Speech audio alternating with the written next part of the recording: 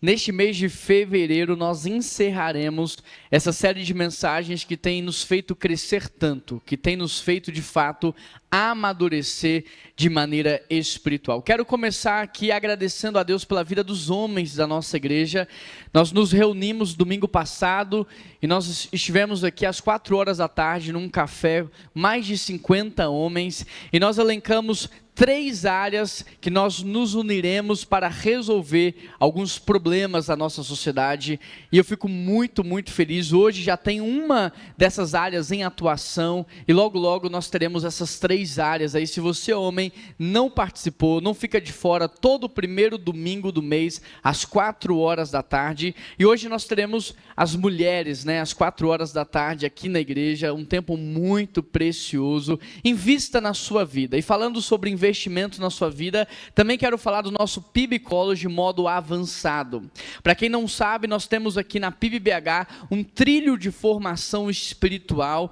Ele é dividido no nível básico, intermediário e avançado. Então, no módulo avançado, você vai conhecer teologia bíblica, teologia sistemática, você vai crescer muito e amadurecer, e eu queria te incentivar a participar deste módulo. É a primeira vez que nós abriremos inscrições para ele, e logo vão se esgotar, então não fica de fora. Você que já fez o básico e o intermediário, você pode entrar no avançado. Você que ainda não fez nenhum, começa do módulo básico, invista na sua vida com Deus. E por último, quero reforçar a palavra que a Keila deu aqui. Faltam R$6.000 para a gente quitar as nossas poltronas, e eu gostaria muito que a gente encerrasse esse ciclo agora no mês de fevereiro, e que no aniversário da igreja, no mês de março, nós já assumíssemos um compromisso maior, que é o compromisso com a lavagem da nossa fachada. Foram quase 7 anos para a gente conseguir o documento que nos autorizasse a lavar. Talvez você, como muitas pessoas, já tenham pensado assim: por que é tão sujo a fachada dessa igreja? Por que ninguém nunca lavou? Esse prédio foi tombado em 2010, e desde o seu tombamento nós somos limitados, sempre precisamos de autorizações para executar qualquer tipo de obra, reforma aqui dentro, e depois de 7 anos nós conseguimos então a liberação para lavar a nossa fachada, e nós queremos dar esse presente para a nossa cidade. Nós queremos dar esse presente para Belo Horizonte, onde passam aqui milhões de pessoas todos os dias, e nós cremos que a lavagem da fachada é um excelente testemunho para a cidade daquilo que nós somos internamente como igreja. Mas eu não quero avançar com esse desafio tendo essa pendência. Então eu queria te incentivar a fazer uma oferta de fé generosa para a gente encerrar, e assim que encerrarmos então o pagamento das poltronas, todos aqueles que contribuíram e identificaram a sua contribuição, nós faremos, assim como fizemos no 4º andar, um memorial com todos os nomes que fizeram parte deste evento histórico aqui da nossa igreja, porque por mais de 100 anos nós estávamos literalmente assentados na fé daqueles que vieram de nós, e essas poltronas aqui, nós cremos que as próximas gerações agradecerão a Deus pelo seu investimento no reino. Amém? Abra sua Bíblia comigo em Gênesis capítulo 4.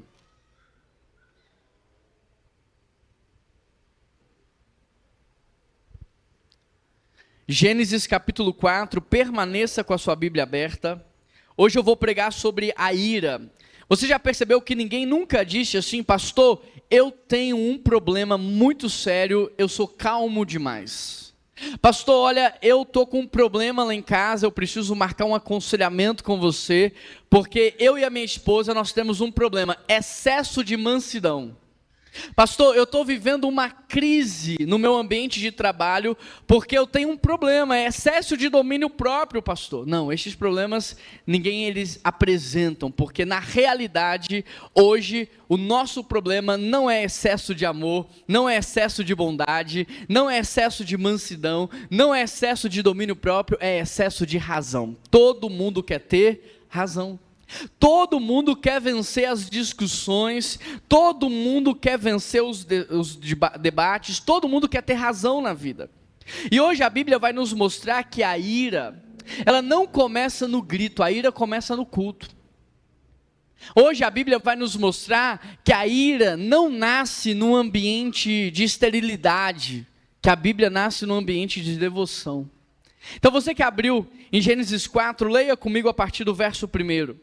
O texto diz assim: Adão teve relações com Eva, sua mulher, e ela engravidou e deu à luz Caim. Disse ela: com auxílio do Senhor, tive um filho homem. Voltou a dar à luz, desta vez a Abel, irmão dele. Abel tornou-se pastor de ovelhas, Caim agricultor. Passado algum tempo, Caim trouxe do fruto da terra uma oferta ao Senhor. Abel, por sua vez, trouxe as partes gordas das primeiras crias do seu rebanho. O Senhor aceitou com agrado Abel e a sua oferta, mas não aceitou Caim e a sua oferta. Por isso Caim se enfureceu e o seu rosto se transtornou. O Senhor disse a Caim: por que você está furioso? Por que transtornou o seu rosto? Feche os seus olhos, não a sua Bíblia, e vamos orar. Pai, fala conosco nesta manhã. Tudo que nós mais queremos é ouvir a Tua voz, é receber a Tua direção. Pai, ministra esta palavra que foi lida, porque ela é viva e eficaz. A Tua palavra não volta vazia, ela é penetrante, ela pode alcançar todos os corações que estão aqui nessa manhã. Deus, nos quebranta, Pai. Deus, nos quebranta na Tua presença. Espírito Santo de Deus, produz o verdadeiro arrependimento. Abre os nossos olhos espirituais, abre os nossos ouvidos e traga uma palavra que seja capaz de nos tirar desse ambiente de morte e nos trazer para a vida plena e abundante que o Senhor tem preparado para os seus filhos. Ó Deus, que o Senhor, o Teu nome e a Tua palavra sejam glorificados nesta manhã. Em nome de Jesus que nós oramos, e toda a igreja diz. Queridos, o que é a ira? Muitas pessoas pensam que ira é apenas aquela raiva expressa em palavras ou no volume da sua voz. Outros pensam que a ira é uma agressão física ou uma agressão intencional. Mas o que de fato é a ira? A ira nada mais é do que um amor pela justiça, um amor exacerbado pela justiça.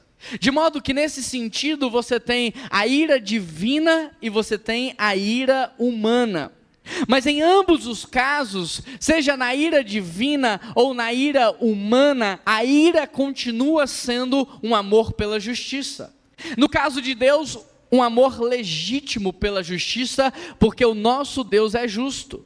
Ele conhece todas as mentes, Ele conhece todos os corações, Ele está em todos os lugares. O nosso Deus é onisciente, onipresente, Ele é eterno, Ele conhece passado, presente e futuro. Portanto, quando Deus decide disciplinar, ou quando Deus decide abençoar, em ambos os casos, Ele é justo. Mas no caso do ser humano, nem sempre essa justiça é uma justiça correta. Porque em muitos casos é uma autojustiça ou uma justiça própria. Nós não conhecemos todas as mentes, nós não conhecemos todos os corações, nós não estamos em todos os lugares. E muitas vezes nós erramos ao emitir um senso de justiça. Nós tentamos ajudar e às vezes nós atrapalhamos. No caso de Deus, então, a ira dele é uma expressão de amor. Seja na disciplina, seja na exortação, seja na bênção, é uma expressão de amor. Mas no caso do ser humano, a ira muitas vezes ela é uma reação emocional. Ela não é uma expressão de amor, ela é uma reação àquilo que está acontecendo. Agora, quando se fala de ira, você também tem a ira boa e a ira ruim. Eu trouxe uma tabela para exemplificar, porque a Bíblia diz assim, olha, quando ficarem irados, não pequem. Então tem uma determinada ira que é uma ira boa, mas que pode se transformar em pecado. A ira boa é quando esse amor pela justiça te leva a agir de modo intencional e racional em favor de uma causa. Em outras palavras, a ira boa é quando você pega essa força propulsora que existe dentro de você e transforma isso em uma paixão. e transforma isso em uma ação. Então, uma vez que eu vi uma injustiça acontecer com os órfãos, agora eu movo essa força, essa raiva, toda essa indignação que está dentro de mim, e eu transformo isso em paixão, e agora eu vou lutar pela causa dos órfãos, agora eu vou lutar pelos oprimidos, agora eu vou lutar pelas viúvas. Agora, a ira é ruim quando essa injustiça ela te leva a reações emocionais. A ira é ruim quando essa injustiça te faz não lutar por uma causa maior, mas lutar por você, para proteger o seu nome, para proteger a sua reputação, para proteger aquilo que você construiu. Para que você entenda, a ira é como fogo. No fogão, ela vai cozinhar a comida, mas dentro de uma sala, ela pode colocar fogo na casa. O problema não é o fogo em si, mas onde você coloca esse fogo e como você ministra esse fogo.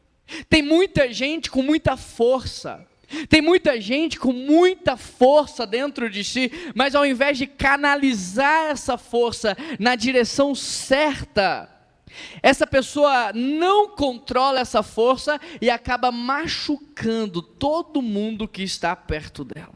Deixa eu exemplificar através dessa tabela para você entender. A ira boa é quando você pega a sua força e transforma ela em uma paixão. Ela nasce da injustiça, mas não gira em torno de si. O foco dela nunca é se defender, se autopromover, não, é defender uma causa maior. É como Martin Luther King: eu tenho um sonho, eu tenho uma causa maior. É como Neemias, que quando ouviu falar do que estava acontecendo com o povo, o texto diz que ele ficou enfurecido, mas ele pega aquela fúria e canaliza aquilo para motivar, para planejar, para organizar a reconstrução dos muros. Como que a postura da ira boa age com domínio próprio, clareza e direção. Não explode, se organiza. Tipos de ação: racional, intencional e redentiva. Resultado: correção, restauração e avanço. E a ira ruim? A ira ruim também gira em torno de uma injustiça. Só que agora essa pessoa pega essa raiva, essa fúria, e ela vai se defender. Ela vai se defender de uma forma explosiva, ou ela pode se defender também no silêncio. Ela pode se defender de uma forma agressiva, ou ela pode se fechar e se tornar agressivo no fato de estar fechado. Qual que é a postura? Age com impulsividade, palavras duras, atitudes precipitadas. Qual que é a expressão dessa ira? Explode e depois vai tentar explicar. Ela explode e depois vai tentar resolver. Qual que é a advertência do Senhor? A ira do homem não produz a justiça de Deus. Todas as vezes que você pegar essa força para tentar se defender, se proteger, você não está gerando justiça de Deus. Você está atrapalhando Deus na justiça dele. Qual é o exemplo que eu posso te dar? Moisés, quando ele fica enfurecido com o povo e bate na rocha.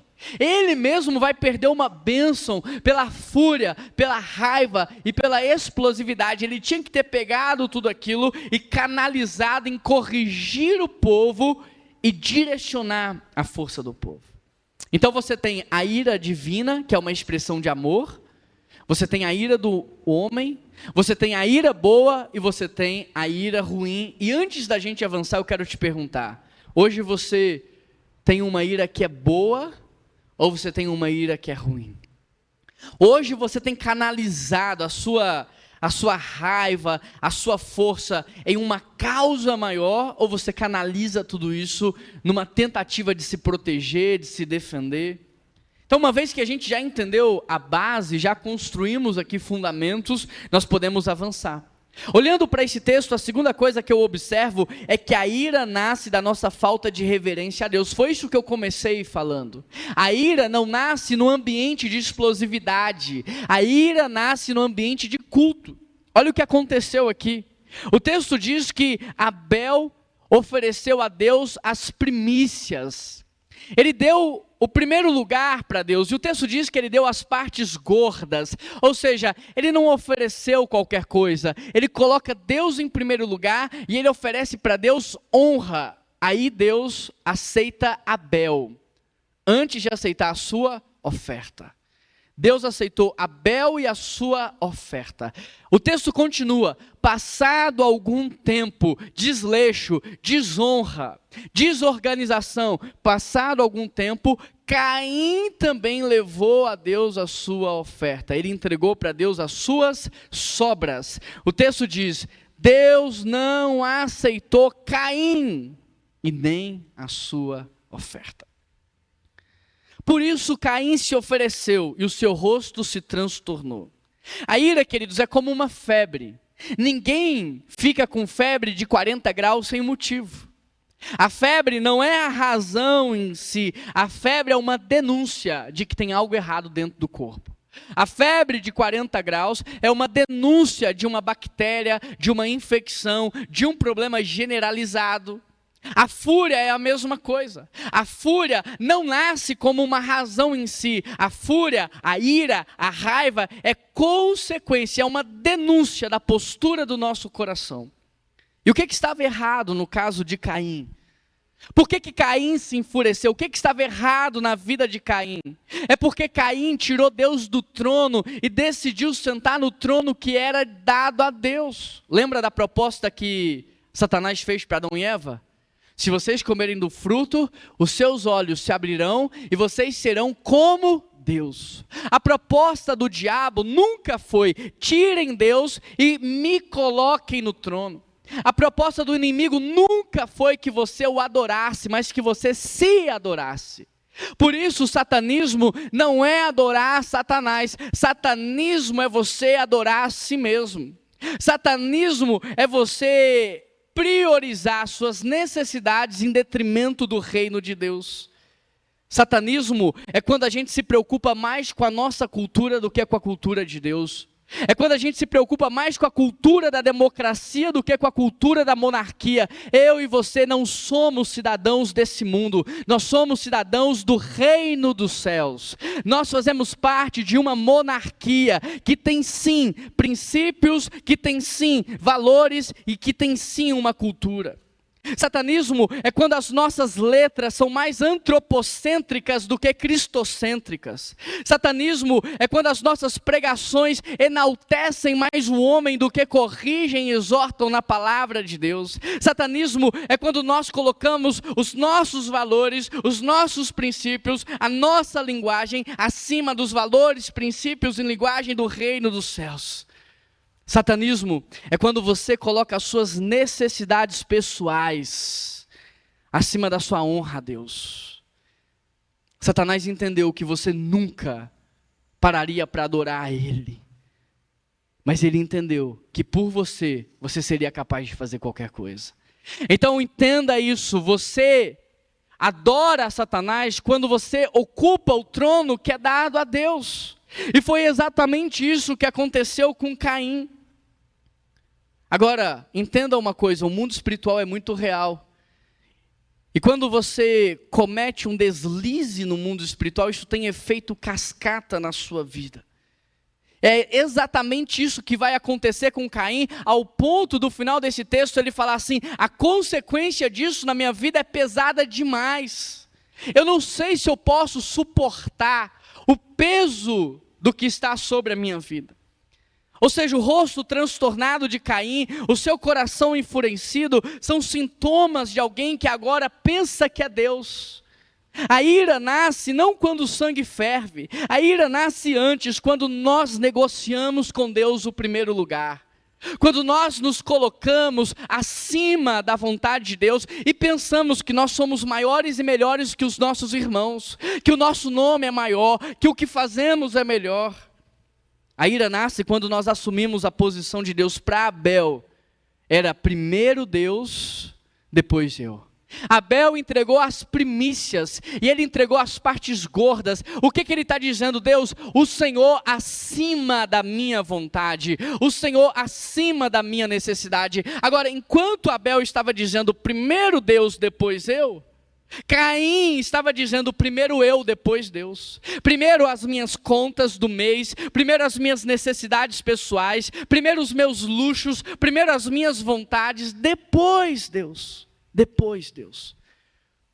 Hoje nós temos na igreja pessoas como Abel, que honram o Senhor acima de qualquer outra coisa. Nós temos na igreja pessoas como Caim, que entregam as sobras para Deus, e nós temos na igreja pessoas piores que Caim, que nem conseguem fazer sobrar, de tanto que se adoram tanto que gastam tudo o que entra consigo, com as suas necessidades, com as suas demandas, com as suas vontades, e nem conseguem fazer sobrar para entregar as sobras para Deus.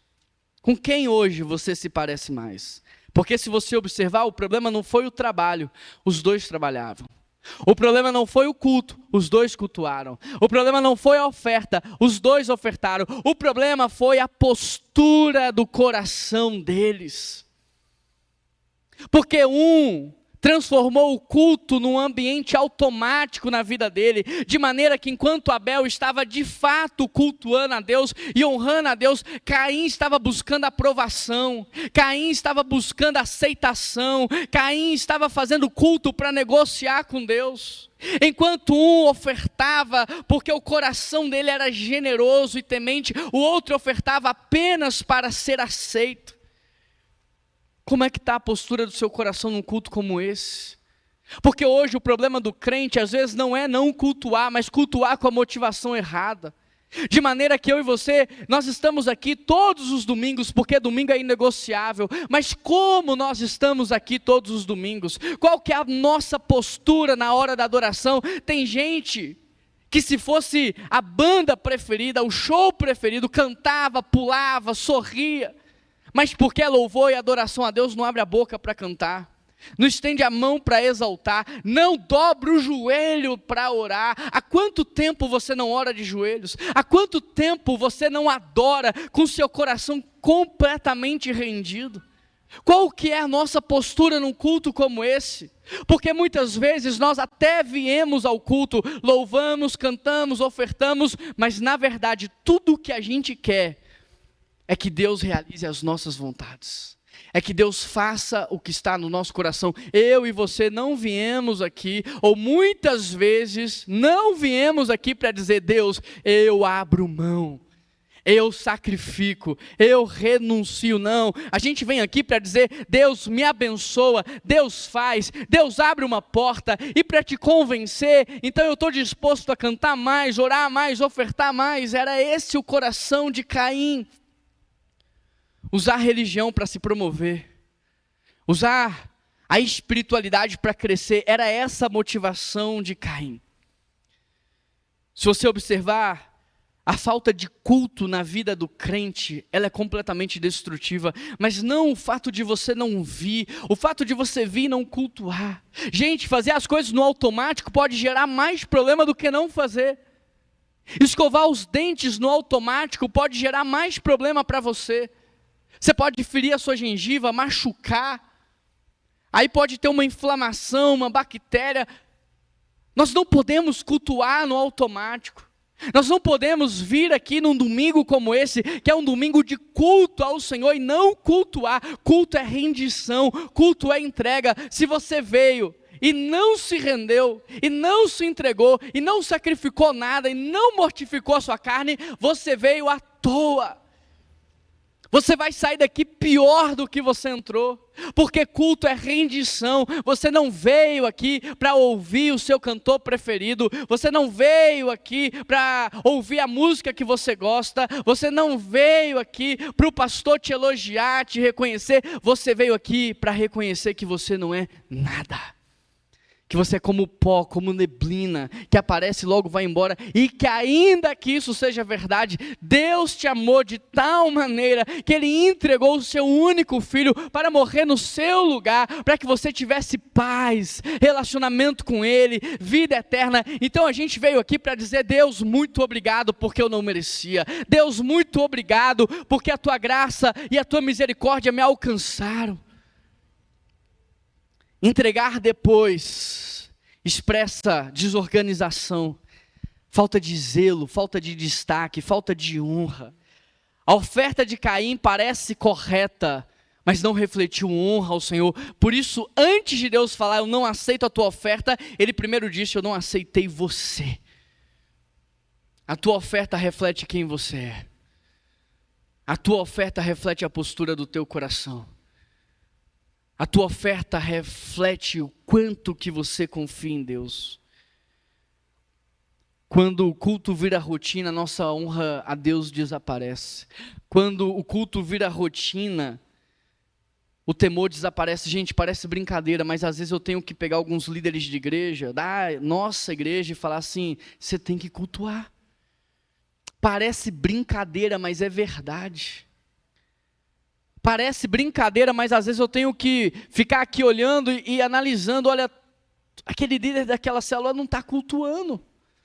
O líder do ministério tal não está cultuando, parece brincadeira, mas como que a gente pode querer servir a Deus sem cultuar a Deus? Servir a Deus sem ter vida com Deus? O que adianta se eu e você seremos reprovados? Apartai-vos de mim para o inferno, para o fogo preparado para o diabo e seus anjos, porque eu não vos conheço. Como não, pastor Jefferson? Eu estava lá todos os domingos. Como não, Daniel? Eu pregava, cantava, louvava. Como não? Mas a gente não se conhece, conhecer no grego relacionamento. Nós nunca tivemos um relacionamento. Nós nunca tivemos um relacionamento. Se você observar, a ira não nasce no momento de explosão. Ela nasce quando Deus não valida as minhas ações. Ela nasce quando Deus decide não submeter as minhas vontades. Ah, Deus não fez o que eu queria, agora Deus é mau. Deus não fez o que eu queria, agora eu vou viver para provar que Ele não existe. Caim queria aceitação sem rendição, aprovação sem quebrantamento. Caim ofereceu um culto para ser aceito, ele não se quebrantou, não se rendeu, ele ofereceu um produto a Deus, ele negociou com Deus. Agora, quantos de nós não temos cultuado no automático? Quantos de nós não temos cultuado a Deus sem reverência nenhuma? O que adianta você enganar a pessoa que está do seu lado? O que adianta você enganar o seu pastor se a Deus você não engana? Tem gente que vem para a igreja e sai pior do que entrou. E sai pior do que entrou, e está se transformando numa pessoa pior. Porque é como o filho mais velho, está perdido dentro de casa, não aceita o irmão. Quantos de nós não temos cultuados apenas para sermos abençoados? Para provarmos para as pessoas que nós vencemos na vida. A forma como você cultua e a motivação do seu culto revela quem governa o seu coração. Tem gente que se transformou Deus e quer fazer com que Deus se torne um ídolo. Tem gente que vive como Deus e quer fazer de Deus o seu servo pessoal. Tem gente que acha que é Deus e quer que Deus viva para satisfazê-los. Quem governa o nosso coração é conhecido no momento da frustração. Se na hora da frustração você explode, xinga, humilha ou ataca no silêncio, quem governa o seu coração é você mesmo, você é o Deus da sua vida. Mas se Jesus Cristo governa o seu coração, na hora da frustração, sabe o que a gente vai ver? Paz, bondade, mansidão, domínio próprio, longanimidade, alegria. Nós vamos ver o fruto do Espírito Santo. A terceira coisa que eu observo aqui nesse texto é que a ira nasce do nosso senso de justiça próprio. Passado algum tempo, Caim trouxe do fruto da terra. Abel, por sua vez, trouxe as partes gordas. O Senhor aceitou com agrado.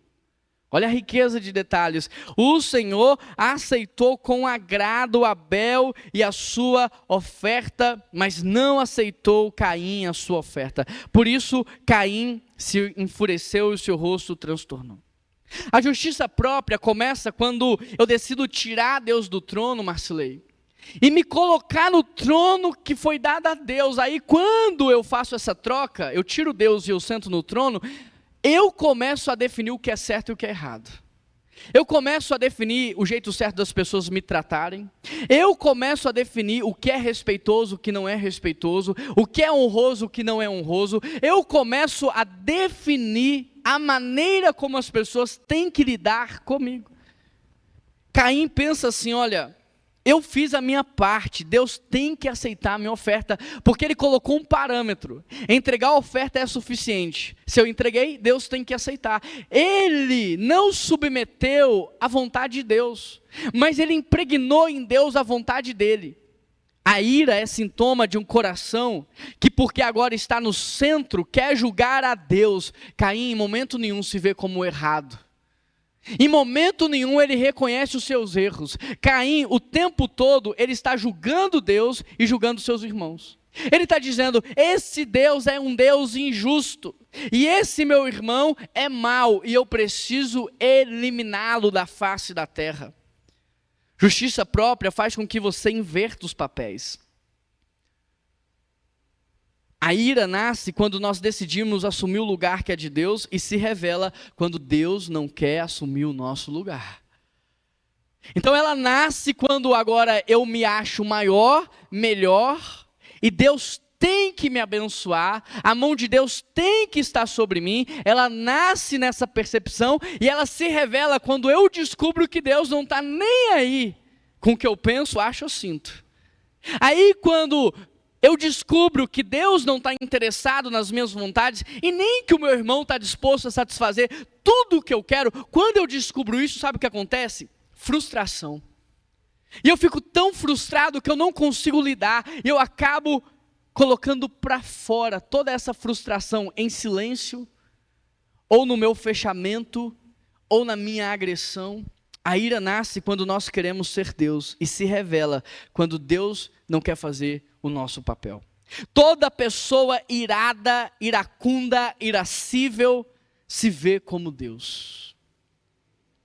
E toda pessoa que expõe a sua ira é porque descobriu que o outro não a vê assim. É interessante isso, né? É interessante porque todo mundo aqui é humano isso, né? É carnal isso. A gente costuma se achar maior. E a gente costuma se achar melhor. Não, mas eu sou o Juan. Não, Deus vai me abençoar, né? Eu sou o Juan. A gente costuma pensar assim. A gente costuma pensar, puxa vida, mas o César não me cumprimentou. Será que ele sabe que eu sou o Juan? Como que ele pode ter passado por mim e não ter me dado um abraço? Será que ele sabe que eu sou o Juan? Então a ira nasce nessa percepção de que somos maiores, melhores. E ela se revela quando a gente descobre que o outro não pensa da gente o que a gente pensa. E sabe o que o outro pensa de você? Você é só mais uma pessoa comum. Você é só mais uma pessoa comum. Eu só sou mais uma pessoa comum. Se amanhã eu não estiver aqui, Deus vai levantar o outro. E aquilo que ele começou a fazer, ele vai continuar. Porque eu só sou mais uma pessoa comum nesse processo. Justiça própria é isso, eu sou Deus, mas estou irado porque você não me vê como Deus. Justiça própria é isso, eu sou especial, mas eu estou chateado porque você não me considera tão especial quanto eu me considero. A ira é o grito da alma quando o ego perdeu o controle. A ira é o grito do corpo quando o nosso orgulho está descontrolado. Hoje o que te deixa irado? Fala a verdade. É ver uma viúva passando dificuldade financeira? Isso te deixa irado? É ver uma criança sem acesso à educação? É ver um imigrante completamente perdido, sem acolhimento? Ou o que te deixa irado é você chegar num lugar, numa consulta, e o médico atrasar? O que te deixa irado? É isso? Porque você está dizendo assim, o meu horário é mais especial. O meu tempo é valioso, mais do que o seu. O que te deixa irado? É alguém que te trata, entre aspas, de uma maneira desrespeitosa, e às vezes o desrespeito é só não ter te dado a honra que você acha que lhe era devida? O que te deixa irado? Porque eu tenho para mim que quando é algo relacionado à minha pessoa, eu posto na internet, eu faço post, eu me revolto, e eu publico, e eu falo. Mas ultimamente, eu não tenho visto ninguém fazer isso pelas causas sociais.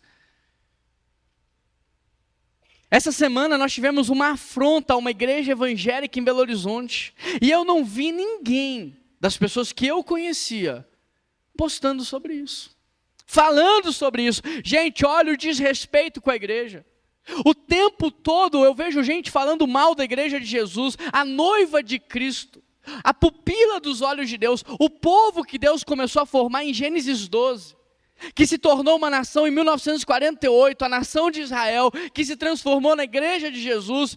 Eu vejo um monte de gente ofendendo, sendo desrespeitoso com a igreja, e eu não vejo nenhum crente irado por isso. Mas eu vejo um monte de crente irado, porque foi ferido, porque foi magoado, porque não foi valorizado, porque não foi enaltecido. A ira do seu coração revela quem governa a sua vida. Como que a ira se manifesta nas nossas vidas? A ira se manifesta primeiro no interior. Olha o que o texto diz. Caim se enfureceu. Antes de palavra, antes de ação, a ira começou no interior. Caim se enfureceu. Quem é que viu? Deus viu. Abel não viu, Adão não viu, Eva não viu, Deus viu. Antes de qualquer palavra ou atitude, a ira é silenciosa, ela é emocional. Será que hoje você não tem ira no seu coração? Será que ela não é silenciosa? Será que ela não está emocional? Será que a ira que está no seu coração não te faz se fechar? Não te afasta de Deus, das pessoas? Em segundo lugar, a ira se manifesta então como esse fechamento, porque agora Caim não conversa com Abel, Caim não dialoga com Deus, não aceita a correção de Deus, não ajusta o coração dele. Começou silenciosa, emocional, e ela leva Caim a um fechamento. Deus vai falar com Caim, ele vai ignorar. A Bíblia não fala, mas talvez Adão, Eva, possa ter tentado mediar. Mas Caim já estava fechado demais para ouvir. Em terceiro lugar, a ira vai aparecer no semblante, o seu rosto transtornou. Quando o nosso coração perde a batalha, a ira é revelada na nossa face. Olhos pesados, silêncio, fechamento, mudança de humor, ironia, sarcasmo. O rosto denuncia as batalhas que o nosso coração perdeu. Depois, a ira vai se revelar na percepção da vida. Olha o progresso. Deus está mostrando o progresso da ira, porque todos nós estamos suscetíveis a essa construção. Ela começa no interior de modo silencioso e emocional. Ela faz com que Caim se feche, se blinde, se bloqueie. Depois ela aparece no rosto. Mudança de humor, mudança de comportamento. Agora ela vai mudar a percepção da vida de Caim. Deus mudou, gente? Mas Caim acha que Deus mudou. O que mudou foi a percepção dele, concorda comigo?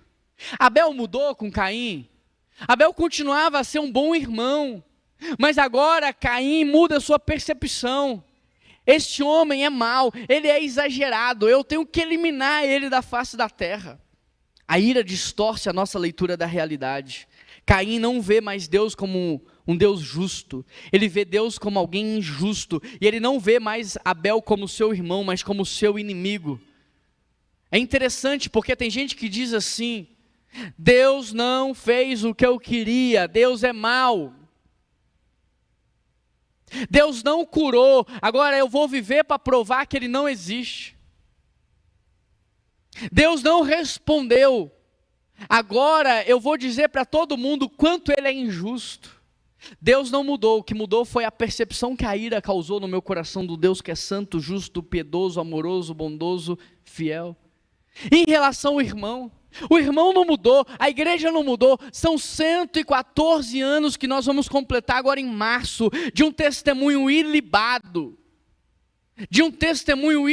A igreja de Jesus não mudou, mas por causa da ira no seu coração, A igreja não é boa, a liderança não é boa, os meus irmãos não são bons.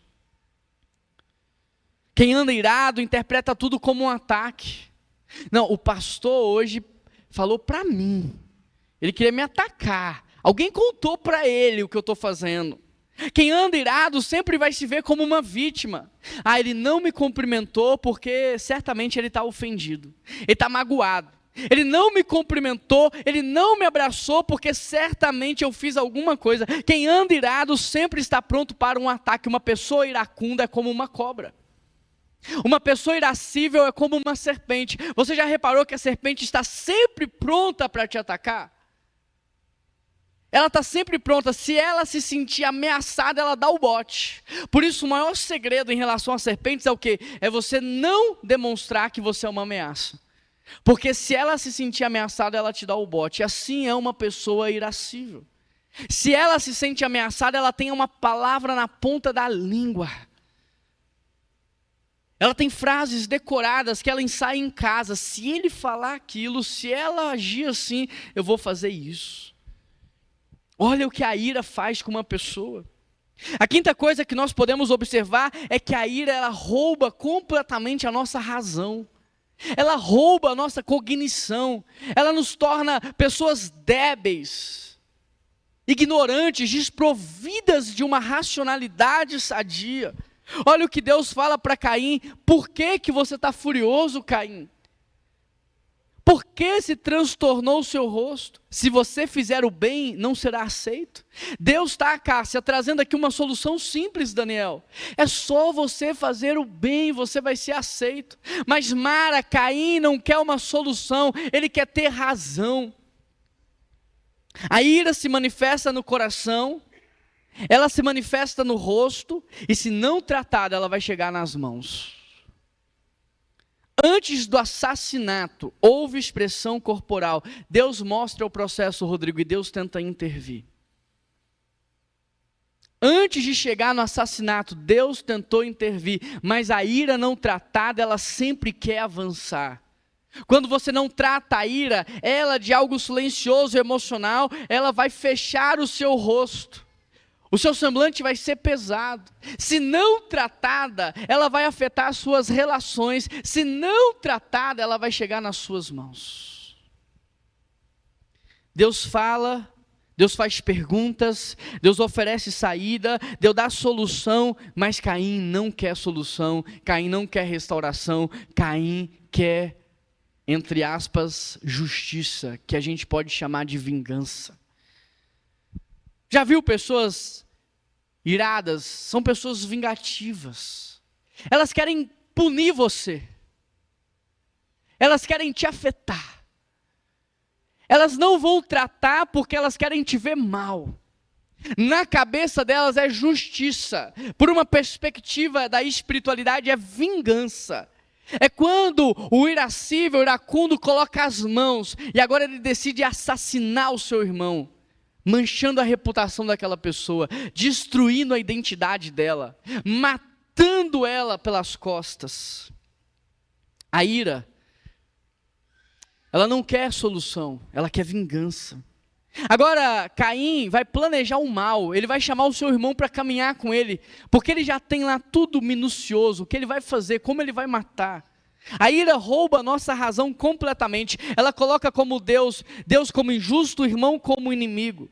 Deus não mudou, Abel não mudou, quem mudou foi Caim. Será que hoje quem mudou não foi você? Será que não foi você que mudou ao longo da vida, da história? Será que é você que hoje não está sendo vingativo, achando que é justiça? Tem crente que diz, olha, eu não vou entregar o meu dízimo porque eu quero punir a igreja. Tem gente que diz, eu não vou participar de nada porque eu quero punir. Tem gente que diz, eu não vou mais frequentar a casa dos meus pais porque eu quero punir. Não é justiça, isso é vingança. A ira rouba a nossa razão. Agora, quais são as consequências da ira na vida da gente? Olha o que Deus disse. O que foi que você fez? O que foi que você fez? O que você está fazendo? É como se Deus estivesse perguntando para você nessa manhã, o que você está fazendo? Por que você está fazendo isso? Por que você está agindo assim?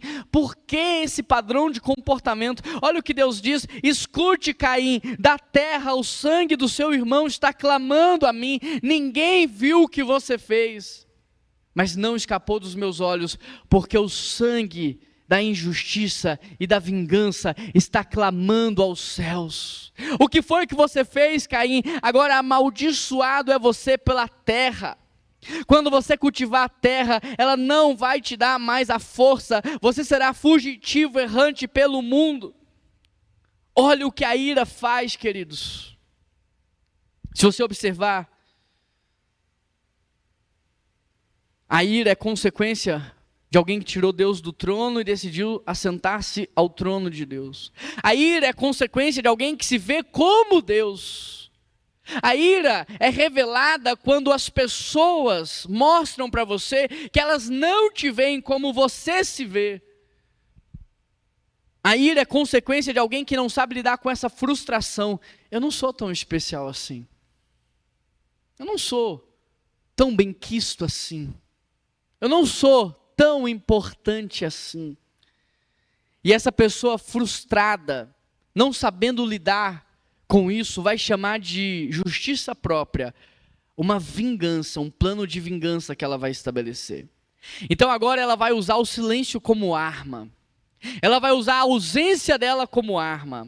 Ela vai usar as palavras como arma, até chegar ao ponto de usar as próprias mãos. Deixa eu te dizer uma coisa, a ira deixa marcas que nenhum ser humano é capaz de esconder.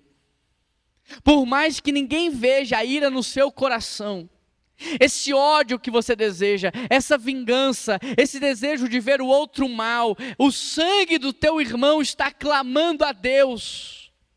O sangue dessa pessoa que você deseja vê-la mal, o sangue dessa pessoa que você deseja vê-la padecer, está clamando a Deus. A Bíblia diz que nós não devemos nem proferir palavras torpes aos nossos irmãos, porque isso é como assassinato. Só que muito mais do que uma palavra torpe, nós temos assassinado a identidade dos nossos irmãos, a reputação dos nossos irmãos, nós temos caluniado os nossos irmãos, difamado, isso é como assassinato. A ira rompe a sua relação com Deus, a sua relação com o próximo, mas a ira rompe também a sua relação com a criação. Olha o que Deus diz para Caim: a terra está amaldiçoando você. A terra que sustentava Caim agora vai rejeitá-lo. A ira rouba a sua frutificação. Caim agora vai trabalhar, ele só não vai colher. Caim agora vai trabalhar, ele só não vai ser frutífero. Ele só não vai ter resultado. Conhece gente assim? Que trabalha, mas a vida não muda. Trabalha, mas a colheita não aumenta. Trabalha, mas não cresce. Deus não é injusto. Deus conhece o teu coração. Deus conhece a tua mente. Deus conhece as tuas motivações. Deus conhece as suas intenções. Deus não é injusto. Ele conhece você mais do que você se conhece. É por isso que Jeremias disse: esquadrinha a minha mente, o meu coração. É por isso que o salmista disse: sonda os meus caminhos e vê se há algum caminho mau, porque a ira, se não tratada, tira o resultado da sua vida. A ira, se não tratada, tira o fruto da sua vida. A ira, se não tratada, torna você improdutivo. Sabe o que mais acontece? A ira, se não tratada, faz com que você viva como um fugitivo nessa terra. Olha o que Deus disse: você será fugitivo pelo mundo. Quem não domina a ira vive deslocado, nunca se sente pertencente. Quem não domina a ira sempre está inquieto, a alma não encontra repouso. Quem não domina a ira, troca de trabalho o tempo todo, quer trocar o cônjuge o tempo todo, quer trocar de igreja o tempo todo, quer trocar de amigo o tempo todo, porque a alma dele não consegue encontrar repouso. Ele está sempre deslocado, ele é como um fugitivo, como um vagante por esse mundo, ele não tem raiz em lugar nenhum. Mas Caim só vai perceber isso quando? Depois de tudo. Depois que o sangue do irmão clamou a Deus, depois que a terra não entregou mais o seu fruto, depois que ele se sentiu deslocado na face da terra, olha o que Caim vai dizer para Deus: esse meu castigo é maior do que o que eu posso suportar. Queridos, a ira promete alívio, mas ela traz condenação. A ira promete justiça, mas ela traz condenação. É por isso que Tiago diz: a ira do homem não produz a justiça divina. Deixa que Deus é justo, não se defenda. Não se defenda, lute por causas maiores do que você, deixa que Deus é justo, porque a ira do homem promete descarga emocional, mas traz peso. A ira promete alívio, mas traz peso. Como vencer a ira? Eu já quero chamar aqui a nossa equipe de louvor. Como vencer a ira? Primeiro, saia do trono. Saia do trono. Saia do trono. Caim estava dizendo assim: olha, primeiro eu, depois Deus. Será que esse não é o seu discurso? Primeiro as minhas contas, depois o meu dízimo. Dízimo é fidelidade. Oferta é generosidade. Quem não é fiel a Deus, rouba de Deus. Toda a Bíblia é divinamente inspirada por Deus, apta para o ensino, para a correção e para a exortação. Se você é cristão, não vem com esse papo de anular os textos que você não concorda. Porque para um cristão genuíno e verdadeiro, toda a Bíblia foi inspirada por Deus. Ela é apta para o ensino, ela é lâmpada para os nossos pés. Mas tem muito cristão dizendo: primeiro as minhas necessidades, depois Deus. Tem muito cristão, porque a Bíblia diz o quê? Ama o Senhor teu Deus sobre todas as coisas, com toda a tua alma, com todo o teu entendimento. Não é isso que a Bíblia diz? E o teu próximo como a si mesmo. Mas muitas pessoas confundem amar com gostar, e elas estão tentando gostar de Deus, elas estão tentando gostar do próximo, mas amar não é gostar. Amar é um ato, é um sacrifício, é uma entrega. O que Deus está dizendo para você é: se entregue por mim, com toda a sua força, com todo o seu entendimento, se entregue ao meu reino, e se entregue ao teu próximo. Sabe o que a Bíblia diz?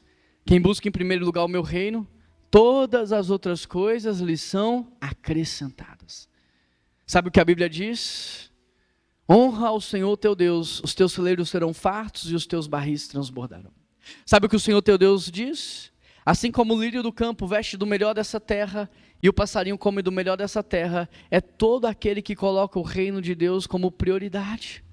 Mas por que você trabalha tanto e não tem resultado? Por quê? Que você estuda tanto, investe tanto, mas não colhe nada. E fica estagnado. Entra ano, sai ano e você está estagnado. Por quê? Porque você está sentado no trono da sua vida. Porque você quer controlar Deus, você quer mandar em Deus, você quer que Deus seja o teu servo, você quer que Deus faça o que você quer. Esse é o nosso problema: idolatria, satanismo. O pior idólatra não é o que está lá fora, é muitas vezes o que está aqui dentro, tentando fazer de Deus um ídolo. A pior pessoa não é a que não cultua, mas talvez a que está cultuando com a motivação errada. Saia do trono. Você não tem controle sobre nada. Ainda nessa sexta-feira, tantas postagens sobre um mineiro carismático que faleceu aos 50 anos. A gente não tem controle sobre nada. 50 anos, gente, metade da vida, tão jovem. Um infarto fulminante, nós não temos controle de nada. Saia do trono. Entrega o controle para Deus, renuncia a isso em nome de Jesus. Você está adoecendo, você está se matando. Esse rancor, essa ira vai acabar com você. Abre mão do trono. Entrega o trono para Deus, primeiro Deus, depois eu. Eu vou ser fiel a Deus. Eu vou honrar o meu Deus. Segundo, saia do lugar de comparação. Caim comparava o culto dele com o culto de Abel. Caim comparava a postura dele com a postura de Abel. Para de se comparar. Deus não tem preferidos, Deus tem melhores amigos. Saia do lugar de comparação e ocupa o seu lugar na relação. Existe um lugar muito especial para você nessa relação. Um pai se relaciona com cada filho de uma forma diferente, e cada filho se relaciona com o pai de uma forma diferente. Para de se comparar e ocupa o seu lugar nessa relação. Terceiro, faça as perguntas certas. Por que você está tão furioso? Pergunte para você mesmo, por que eu estou com tanta raiva de Deus? Por que eu estou tão frustrado com a igreja? Pergunta para você mesmo. Porque Deus perguntou para Caim, não é porque Deus não sabia, Deus sabia. Deus queria que Caim entendesse. Por que você está tão furioso com a igreja? Por que você está tão nervoso com Deus? Por que você está tão frustrado com seus irmãos? Talvez você vai descobrir que você queria receber algo que não era para você receber. Talvez você queria ter algo que não é para você ter, porque só existe um Deus. Só existe um Senhor, e só existe uma pessoa que é digna de receber todo o louvor e toda a adoração. Esse culto não é para você, não é para mim, esse culto é para Deus. Essa igreja não gira em torno de mim, essa igreja não gira em torno de você, essa igreja gira em torno do seu verdadeiro pastor, que é Jesus Cristo, nosso Senhor. Para te ajudar a vencer a ira, eu trouxe aqui o abecedário, para você poder, na hora do momento, mudar o seu padrão mental.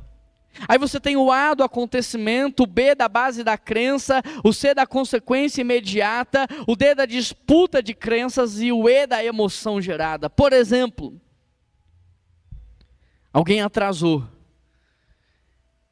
E aí o primeiro sentimento, meu horário é muito valioso para alguém atrasar comigo. Eu sou muito importante, muito ocupado para alguém atrasar comigo. O primeiro sentimento, a primeira crença que vem. Qual que é o sentimento imediato, a consequência? Raiva, vingança. Aí tem que ter uma disputa de crença nessa hora. Entre o meu horário é muito valioso para... Será que não aconteceu alguma coisa? Será que essa pessoa não saiu de casa às 5 horas da manhã, tomou chuva, teve que pegar 2 ônibus, deixou o filho doente em casa? Será que a vida dela não é muito difícil? Será que algo não aconteceu? E aí quando eu trago essa disputa de crenças, o que acontece? A emoção gerada, misericórdia, perdão, compaixão. Outro exemplo para ilustrar. Alguém foi injusto com você, ele não te tratou como você queria ser tratado. Ele não te honrou como você imaginava que era necessário. Aí o que isso gera? Qual que é a base da crença? Será que ele não sabe quem eu sou? Ou quem ele pensa que ele é? E aí o que isso gera na gente? Raiva, ódio, vingança. Qual que é a disputa de crença que tem que acontecer nessa hora? Eu também já fiz isso tanto com outras pessoas, Daniel. Isael, eu também já ofendi tanta gente no passado. Marcilei, eu também já fui tão desrespeitoso. Jean, eu já fiz tanto isso antes, mas Deus me curou. E agora que Deus me curou, eu me arrependo, sabe? Eu mudei. Então, da mesma forma que eu mudei, Claudinei, quem sabe Deus não vai mudar ele também. E aí agora, eu que estava com raiva e querendo me vingar, eu já estou orando por ele, para Deus abençoar a vida dele. Eu trouxe 2 exemplos, mas você pode colocar aqui qualquer outro. O que te deixa irado? O que te tira do sério? Sabe, a gente tem que praticar isso até o ponto de que o que nos deixa irado não seja mais nada relacionado à nossa identidade.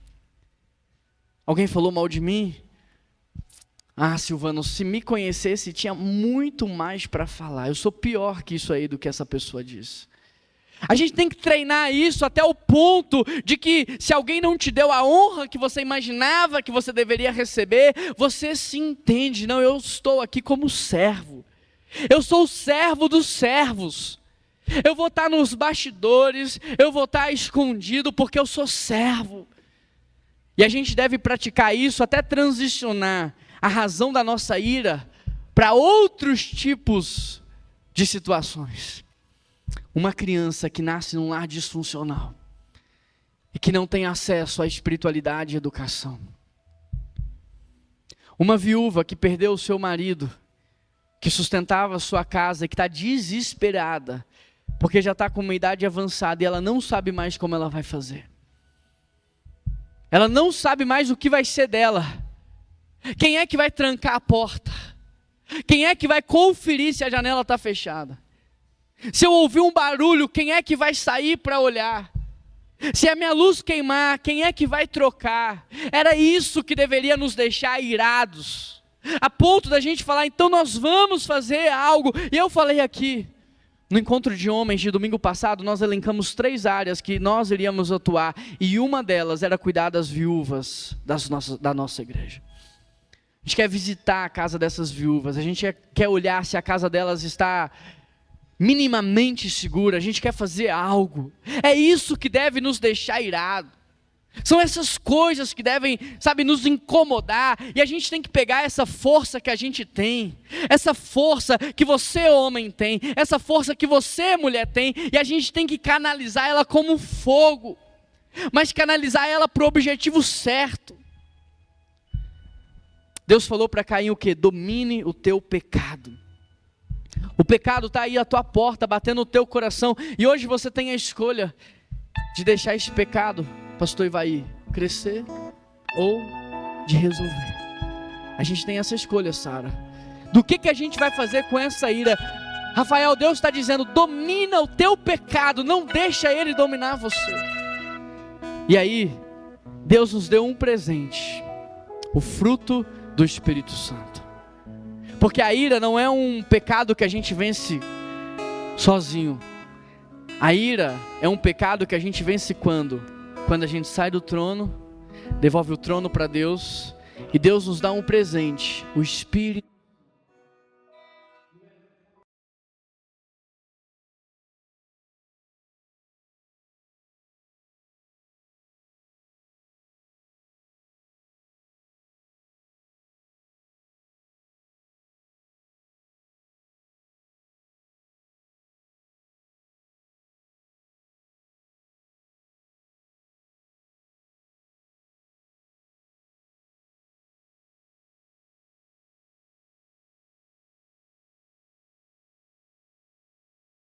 Indo você, seu futuro.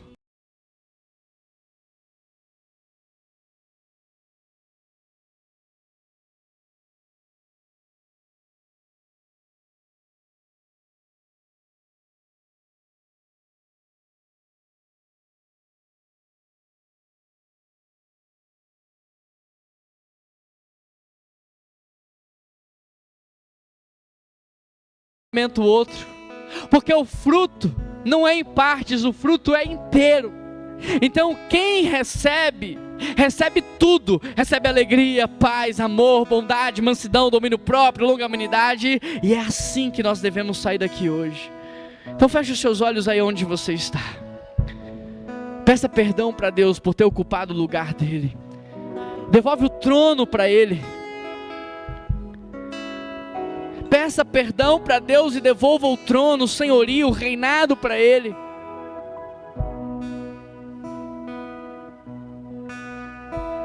Caim ofendeu a Deus, mas ele matou o seu irmão.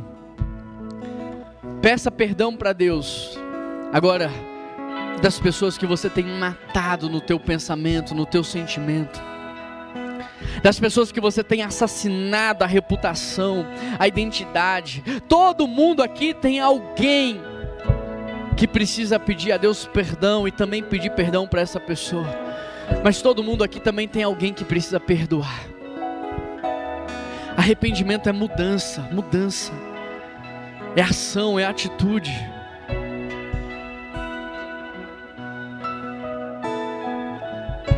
Eu quero orar por você. Quero orar por você.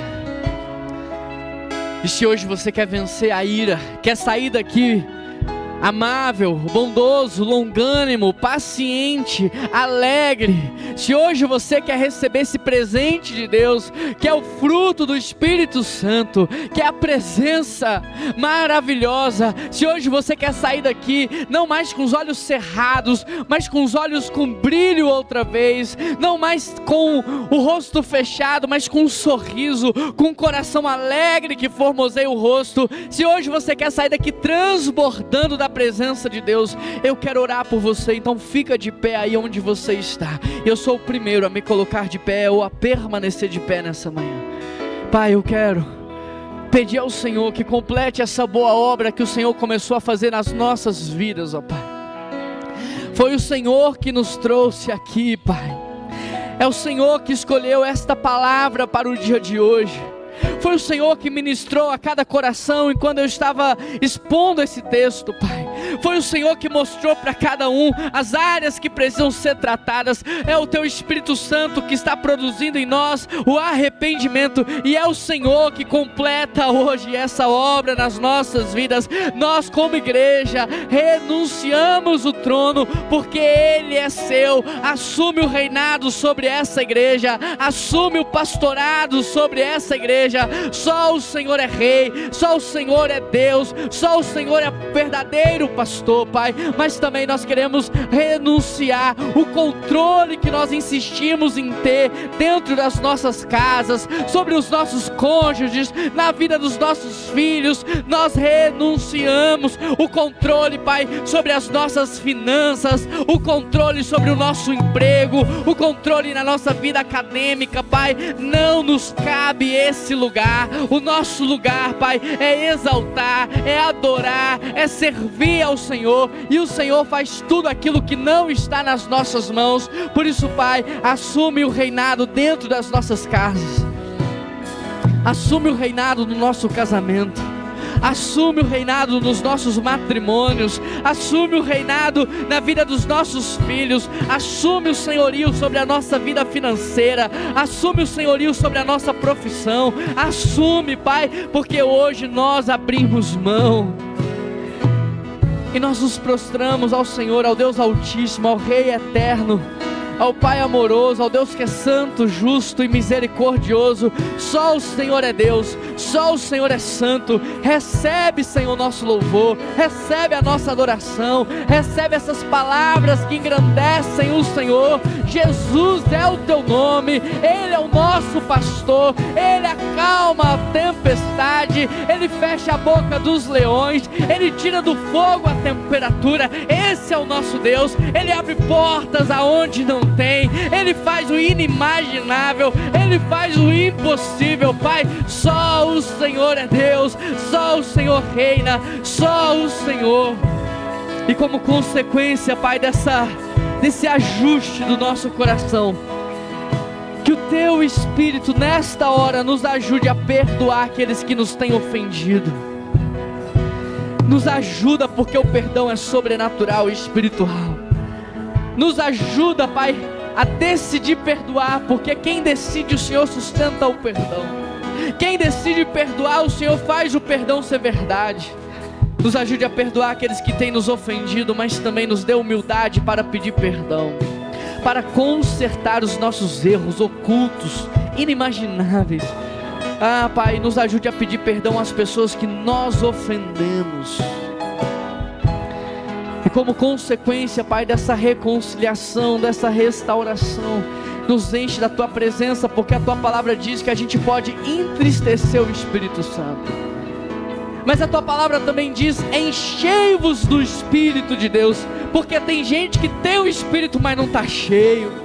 A Tua palavra diz: enchei-vos do Espírito, Pai. Então nos encha nesta manhã, porque a gente já se esvaziou das obras da carne. Nós nos esvaziamos dos nossos pecados, da prepotência, da arrogância, da vaidade. E agora nós pedimos ao Senhor: encha essa igreja com Teu Espírito Santo. Nos encha com Teu Espírito Santo até transbordar, Senhor, até transbordar. Assim como Moisés desceu do monte com o rosto iluminado, nos dê nessa manhã o fruto do Teu Espírito, para que todo mundo que se encontrar conosco veja em nós a presença do próprio Deus, a presença do Espírito Santo de Deus, Pai, nos dê a paz, nos dê alegria, nos dê esperança, nos dê bondade, nos dê mansidão, nos dê longanimidade, Pai. Eu peço ao Senhor, nos encha da Tua presença, faça da nossa igreja uma igreja espiritual, faça de cada casa uma casa espiritual, cada família uma família espiritual, cada marido, cada mulher, cada esposa, cada pai, cada mãe, cada irmão, cada profissional, faça de nós uma igreja, Pai, que é uma testemunha fiel, não só aqui dentro, mas principalmente lá fora, Pai. Completa, Senhor, a obra que o Senhor começou a fazer, completa a obra que o Senhor começou a fazer, receba todo o nosso louvor e adoração.